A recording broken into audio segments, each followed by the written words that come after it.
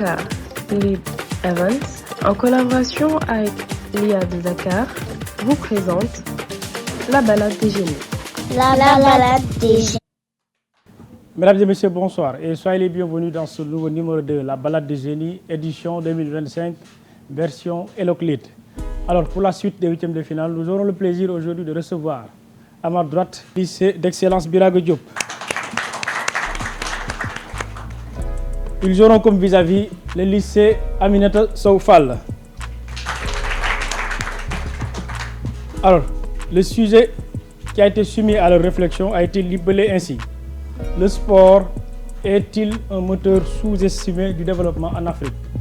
Je répète, le sport est-il un moteur sous-estimé du développement en Afrique? Le lycée Aminata Sow Fall se chargera de défendre la version affirmative du sujet à ma gauche et leur vis-à-vis, lycée d'excellence Birago Diop, se chargeront de défendre la version négative du sujet. Alors, c'est deux lycées qui portent avec fierté le nom de deux grands littéraires. Donc, en termes d'éloquence, nous serons servis sur le principe.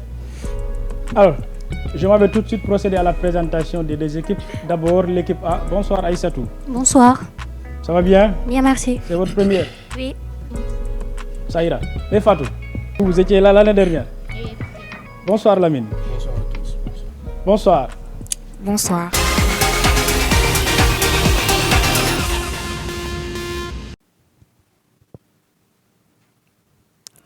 Le sport. Le sport peut créer de l'espoir là où autrefois il n'y avait que désespoir, disait Nelson Mandela en 2000. Bien le bonjour à tous. Je suis Aïssatou Dafé, élève en classe de première L2 au lycée Aminata Sow Fall. Nous sommes là aujourd'hui devant vous pour débattre sur le sujet portant sur le sport. Est-il vraiment un moteur sous-estimé du développement de l'Afrique ou pas? Bien évidemment, nous allons défendre par l'affirmative. De prime abord, le sport est souvent sous-estimé dans le développement de l'Afrique, alors qu'il est un vecteur important dans la croissance économique et sociale. Mesdames et messieurs, le sport stimule l'emploi, des industries, du tourisme et des infrastructures, tout en générant des revenus grâce aux activités sportives organisées. Vous êtes bien d'accord avec moi que, en Afrique, l'économie du sport représente que 0,5% du PIB, contre 2% au niveau mondial. Ce qui montre un potentiel largement inexploité. Et pourtant, avec 70% de la population, le sport pourrait participer socialement, tout en renforçant les capacités de la jeunesse. Des initiatives comme le Basketball African League ont déjà montré leur impact en créant des opportunités économiques et en boostant le tourisme. Cependant, le manque d'investissement et la faible reconnaissance du sport comme moteur économique en freinent ce développement. On peut aussi invoquer la Coupe du Monde de la FIFA qui était fait en Afrique du Sud, qui avait généré beaucoup de revenus. Au départ, 3 000 milliards USD, on en est revenu avec 6 milliards USD, ce qui montre l'importance et l'ampleur économique du sport. Mais malheureusement, ce fait n'est pas utilisé. Au-delà de cela, le sport participe à la santé et à l'éducation. Pratiquer du sport. Mesdames et messieurs, pratiquer du sport peut permettre non seulement de régler des maladies cardiaques, mais aussi d'avoir une meilleure vie. Sans parler du contexte qu'on est, où l'usage de soins est quasi impossible. Donc le sport peut être un moyen de prévention et un allié même fidèle. Alors pourquoi pas, la question que je me pose, pourquoi pas l'Afrique n'exploite pas ce côté? alors qu'il pourrait rapporter beaucoup de choses. Côté éducation, en intégrant le sport dans le programme scolaire, cela pourrait permettre aux élèves de se concentrer au maximum et d'avoir un meilleur taux de réussite.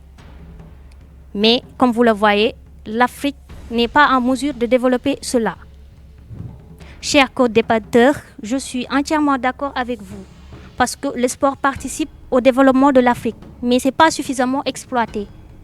Voici la thèse qu'on est là aujourd'hui pour défendre. Pour être plus précise, l'Afrique peine à exploiter ce domaine. On peut même parler du côté politique. Parce que, prenons l'exemple de la Côte d'Ivoire. Pendant la crise post-électorale, ils avaient utilisé les matchs de sport pour réunir des jeunes autour d'une activité. Pourquoi nous n'en ferons pas de même pour régler nos conflits entre États ou entre des personnes? Pourquoi pas? On a aussi, comme le pays du Maroc, qui investissent massivement dans les infrastructures sportives pour attirer des compétitions internationales. Ces investissements permettent de dynamiser l'économie locale. Mesdames et messieurs, sur ce, merci.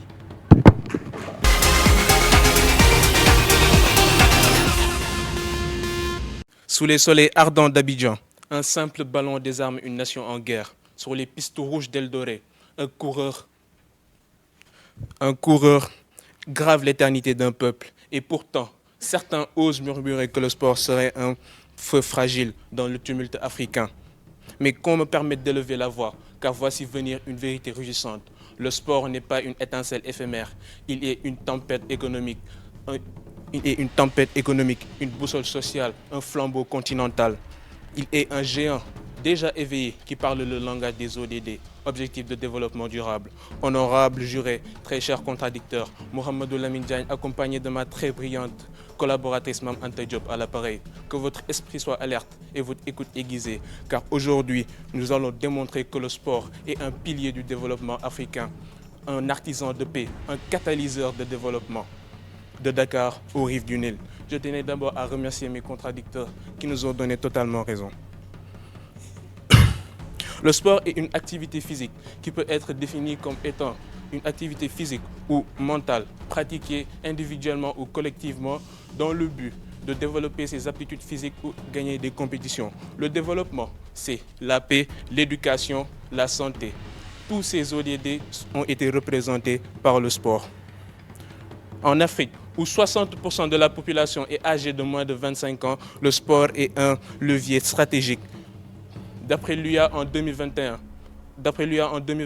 le sport représente 5% du PIB mondial. Cependant, il ne représente que 0,5% du PIB en Afrique. Pourtant, son potentiel est énorme. 12 milliards de dollars ont été générés. 2 millions d'emplois ont été fabriqués. La CAN en 2021 a attiré 400 millions de téléspectateurs et plus de 200 millions de dollars ont été engrangés. D'après la CAF en 2022, le Maroc, propulsé par sa brillante progression lors de la Coupe du Monde en 2022, a vu son secteur du tourisme exploser jusqu'à atteindre 20%. Ce même Maroc-là organisera la Coupe du Monde en 2030 à l'aide des pays comme le Portugal et l'Espagne.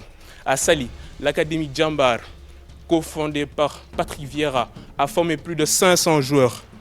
Le seul transfert d'Idrissa Gana Gueye a coûté 10 millions d'euros, mais a engendré plus de 40 millions d'euros de revenus connexes. Et que dire des maillots nigériens qui se sont vendus à plus de 3 millions d'exemplaires en une seule heure, d'après le Forbes en 2021. Voilà l'or africain qui circule, qui inspire et qui investit. Le sport, c'est aussi la paix. En 2006, Didier Drogba a mis fin à la guerre civile ivoirienne par un appel historique. D'après l'UNESCO, l'ODD 16 est matérialisé. Selon l'UNESCO en 2022, le sport réduit la délinquance de 30% dans les grandes villes comme Lagos, où le Basketball Africa League offre plus de 200 bourses sport-études aux jeunes. dans plus de 12 pays. C'est encore Faith Kipyegon, double championne olympique qui a inspiré des millions de jeunes filles dans le Kenya. Le sport n'est pas en reste.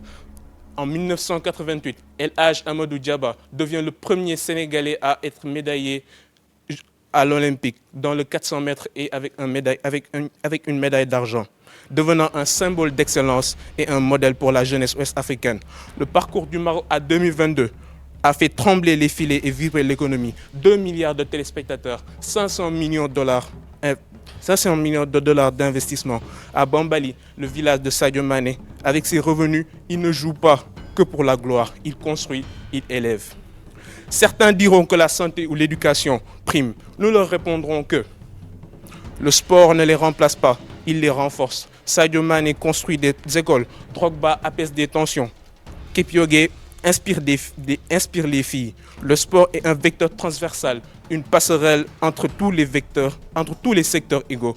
Honorable juré, très cher contradicteur, que vous reste-t-il à part cette évidence? Le sport, c'est 2 millions d'emplois, c'est 12 milliards de dollars. Ce n'est pas une flamme vacillante, c'est un brasier. Ce n'est pas un luxe, c'est un levier. Ce n'est pas un mirage, c'est un miracle en marche. Comme l'a dit Paul Kagame, président du Rwanda, le sport est bien plus qu'un jeu, c'est un outil stratégique pour l'unité nationale, la jeunesse, le tourisme et l'économie. Alors ne sous-estimons pas le sport, applaudissons-le, investissons-y, car il est incontestablement l'un des plus puissants moteurs de la Renaissance africaine. Merci beaucoup.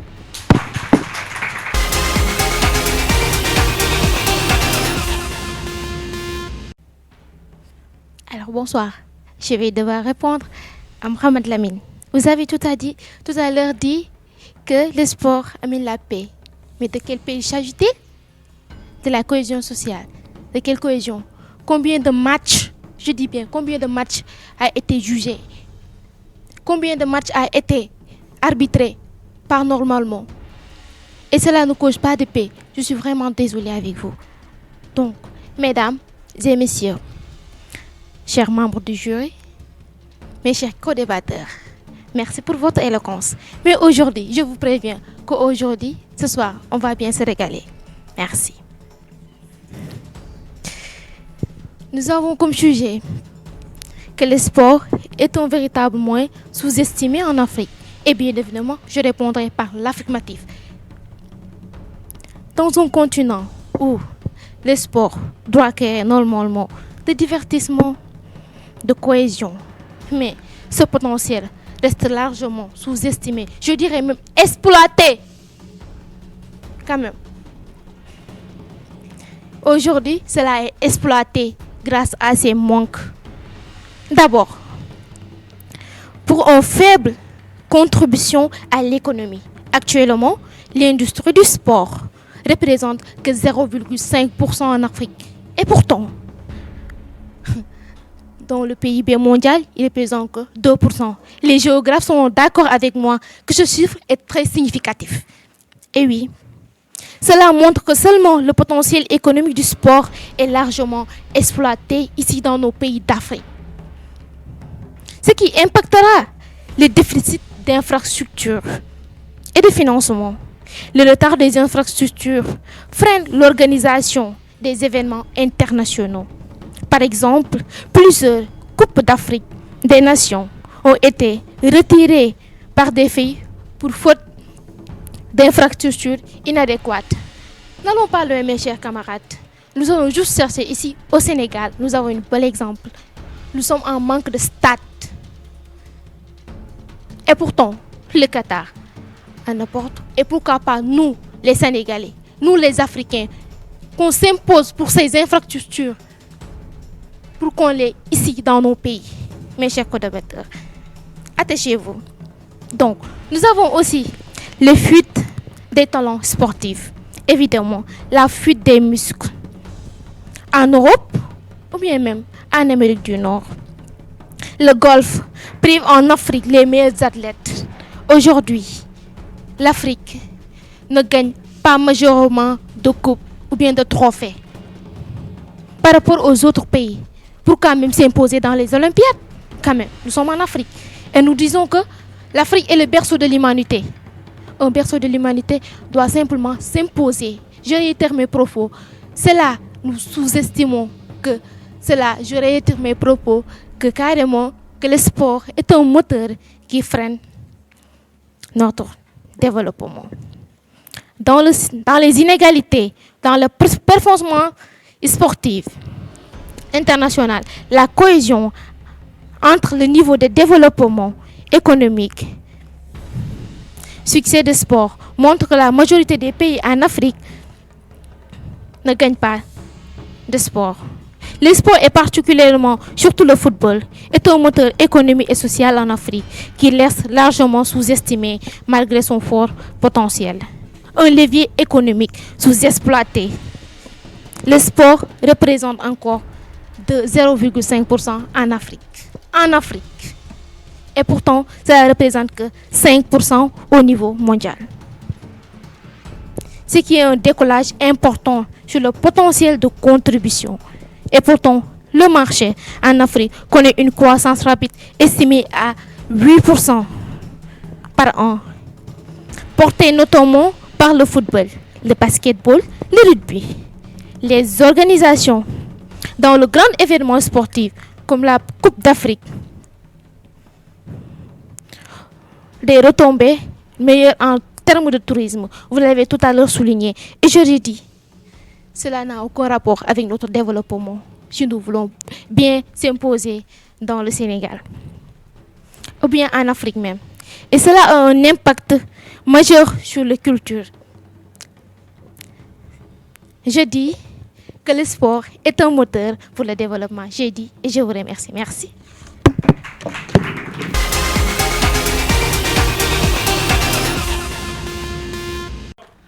Lorsqu'on parle du développement du continent africain, on pense spontanément aux technologies, aux ressources naturelles ou à l'agriculture.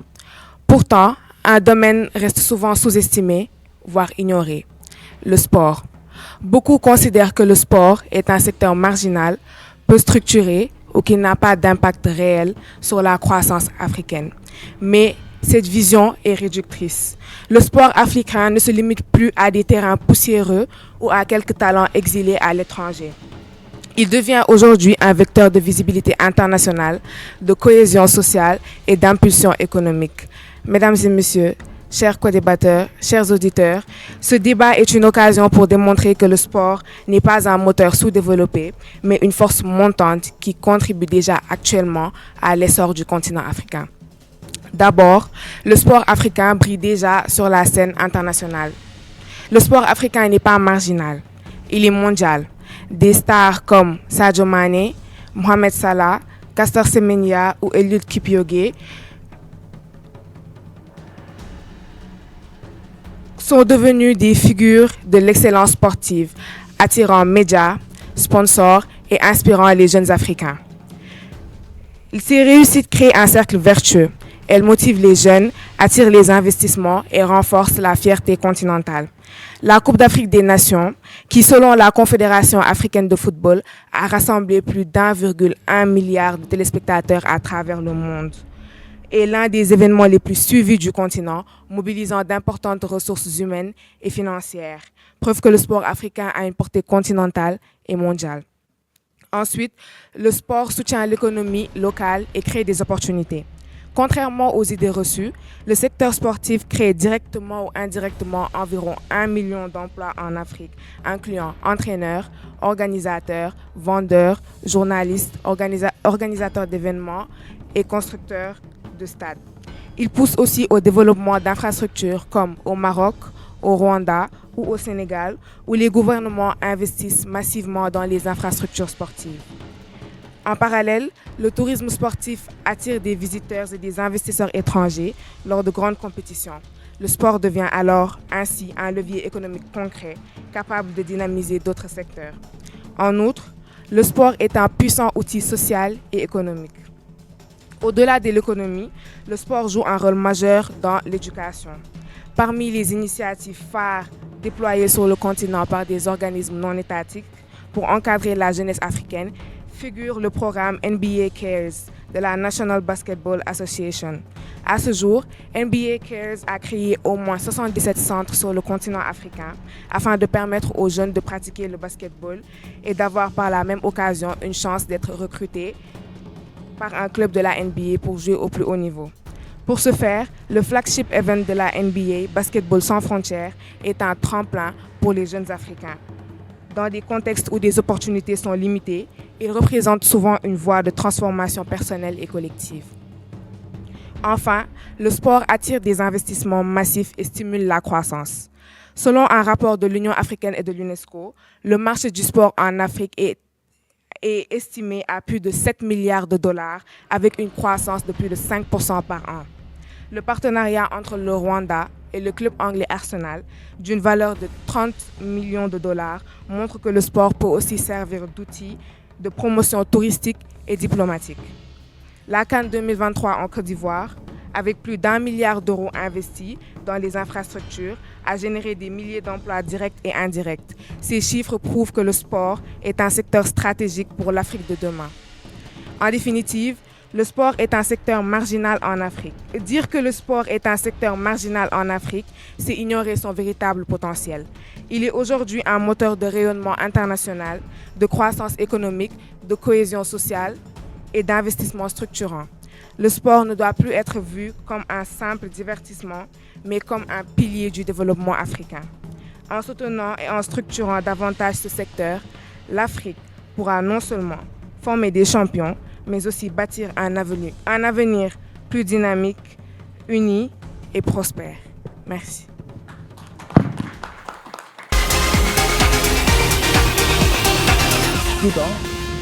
Le constat général, c'est que le sport, c'est un moteur de développement. La question qui devrait se poser, naturellement, c'est qu'en est-il en Afrique? Et après 2 minutes d'intervention, Aïssatou, vous avez décidé de lorgner le chronomètre. Ça dénote une certaine fragilité. J'allais dire même un certain manque de confiance. C'était un peu mécanique. Donner de la place à la respiration. Abondance de lecture. Abondance de lecture rime avec peu d'intérêt. L'économie du sport en Afrique représente 0,0 poussière du PIB mondial, 2%. Par contre, à l'inverse, la moyenne au niveau mondial, 2%. Mais la source, tu la tires où? Fuite des talents. Oui, la fuite des talents sportifs à l'étranger. Absence de politique sportive claire, nette. Paul Kagame, outil stratégique, bien plus qu'un jeu. Mais Paul Kagame, il l'a cité où?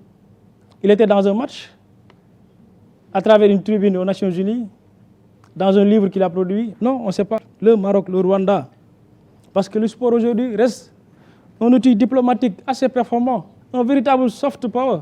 La prolifération de ces académies sportives qui ne font pas que du sport, c'est un facteur créateur d'emplois. Personne dans le Sud. Facteur de rayonnement international, je l'ai dit tout à l'heure. Interrogez-vous sur les conséquences de la prestation du Sénégal en Coupe du Monde 2002. Qu'est-ce qu'ils ont apporté au Sénégal en termes de visibilité? Les derniers Jeux olympiques organisés à Paris ont généré plus de 4 milliards de téléspectateurs. C'est-à-dire la moitié du monde s'arrête pour suivre les Jeux olympiques. Et enfin, le sport, c'est un vecteur d'union. Parmi les 4 prestations, une a le plus attiré l'attention des membres du jury, mais bien sûr avec des réserves. Nous vient du lycée d'excellence Birague Diop à la personne de Lamine Diagne. Félicitations. Une équipe a totalisé 56,75 points. Et son vis-à-vis a totalisé 73 points. Alors, l'équipe qui va se hisser en quart de finale de la balade des génies, ils nous viennent depuis Point E, le lycée d'excellence Birague Diop.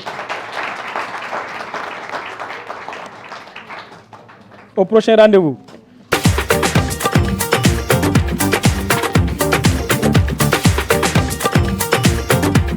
Africa Lead Events, en collaboration avec l'IA de Dakar, vous présente la balade des génies.